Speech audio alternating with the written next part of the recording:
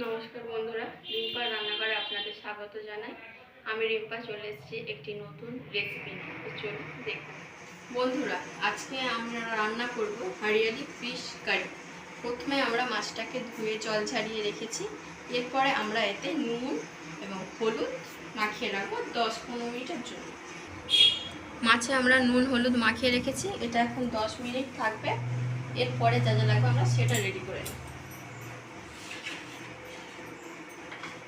এখানে লাগবে দুটো বড় সাইজের পেঁয়াজ, রসুন 4-5 কোয়া, আদা, 3টে কাঁচা লঙ্কা, ধনেপাতা আর কয়েকটা গোলমরিচ। আমাদের পেস্ট রেডি হয়ে গেছে। এরপরে আমরা মাছগুলো ভেজে নেব।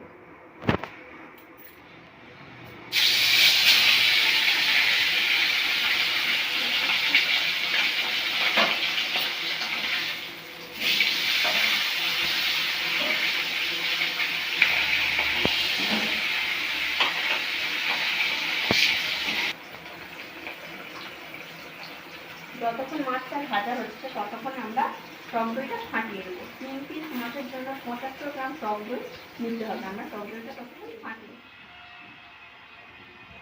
মাছটা আমাদের এখন ভাজা হয়ে গেছে। এরপর আমরা অন্য উপকরণগুলো দিতে থাকবো। কড়াতে আমরা এখন একটা শুকনো লঙ্কা,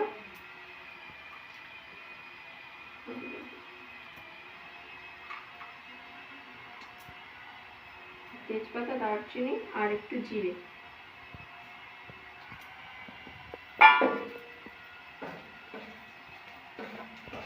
ফ্লেমে আমরা এটা নাড়তে থাকবো। লো ফ্লেমে এটা আমরা এখন নাড়তে থাকবো। এটা আমাদের এখন ভাজা হয়ে গেছে। এরপর আমরা এটা এই পেস্টটা দিয়ে দেবো।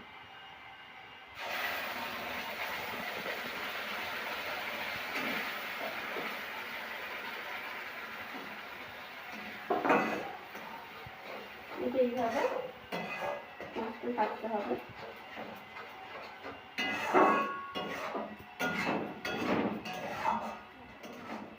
মশলাটা যতক্ষণ কষতে হবে যতক্ষণ এর থেকে তেল ছেড়ে দেয়।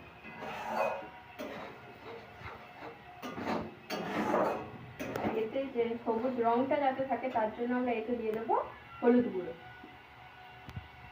এতে সামান্য হলুদ গুঁড়ো, 1 চামচ জিরে গুঁড়ো এবং ধনে গুঁড়ো।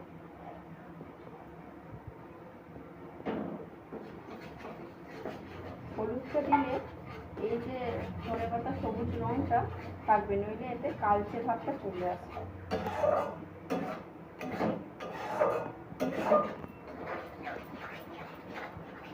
এরপরে এতে আমি ফাটিয়ে রাখা টক দইটা দিয়ে দেবো।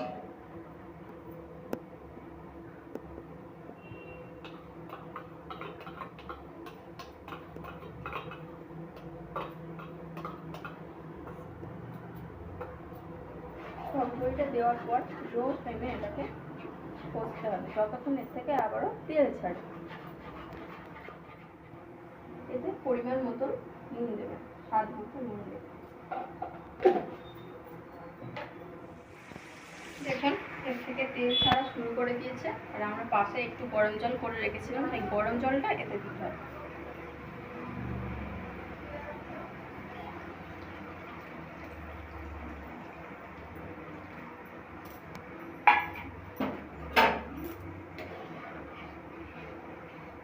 এটা একটু ফুটবে, তারপরে আমরা এতে মাছটা দিয়ে দেব। ঝোলটা ফুটে উঠেছে, এবার আমরা এতে মাছটা দিয়ে দেব।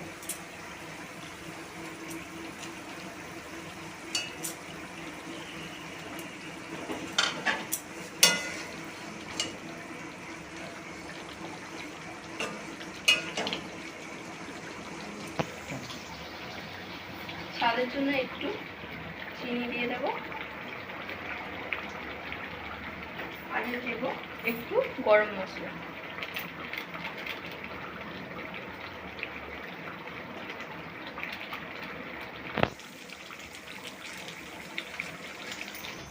আমাদের এটা রেডি হয়ে গেছে। এর উপরে একটু কাসুরি মেথি ছড়িয়ে দেব।